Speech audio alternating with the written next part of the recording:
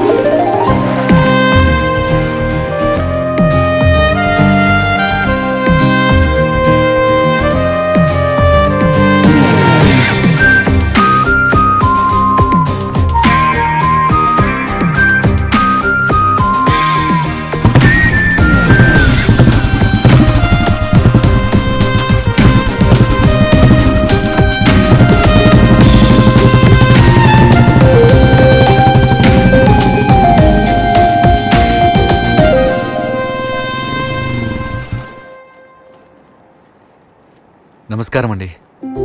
నమస్కారం. మీరు? నా పేరు శ్రీరామ్ అండి. ఈ స్కూల్ కొత్తగా వచ్చిన మాస్టర్ని. ఓహో మీరేనా? రండి కూర్చోండి. ఈ స్కూల్లో ఇంతమంది పిల్లలు ఉన్నారు, మీరు మేనేజ్ చేయగలరా? అయ్యో తప్పకుండా చేయగలను సార్. సరే, ముందు లోపలికి వెళ్ళి పిల్లల్ని పరిచయం చేసుకురండి.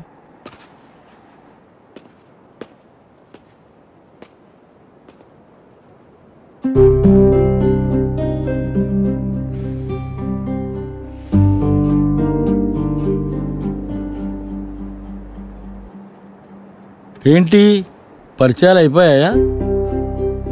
ఏంటా ఏం మాట్లాడో? అదేంటి సార్, నలుగురే ఉన్నారు పిల్లలు. వాళ్ళ ఫ్రెండ్స్ ఇంకా రాలేదు, వస్తే ఆ నలుగురు కూడా వెళ్ళిపోతారు. అదేంటి మాస్టారు? ఇంకో 4 రోజుల్లో నేను రిటైర్ అయిపోతున్నాను, ఇక మొత్తం నువ్వే. ఇలా అయితే ఎలా మాస్టారు? ఇక్కడ వేట ఆట మీద ఉన్న శ్రద్ధ చదువు మీద ఉండదయ్యా.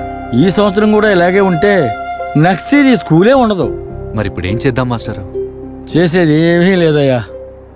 ఈ ఊర్లో పెదకాపు ఉన్నాడు, ఏమైనా చేయగలిగితే ఆయనే చేయాలి. ఆయన్ని కలుద్దాం పద. రండి. నమస్కారం జాలయ్య గారు.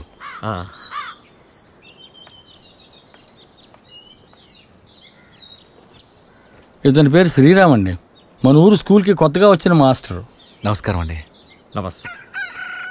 స్కూల్లో అసలు పిల్లలు లేరు. ఇలాగే ఉంటే త్వరలో స్కూల్ కూడా మూసేస్తారండి. నిజమే బాబు, ఈ విషయమై రోజు నేను కూడా బాధపడుతూ ఉంటాను. కానీ దానికి మనం మాత్రం ఏం చేయగలం చెప్పండి? చదువుకోవాలన్న జ్ఞానం ఊళ్ళో జనాలకు కూడా ఉండాలిగా.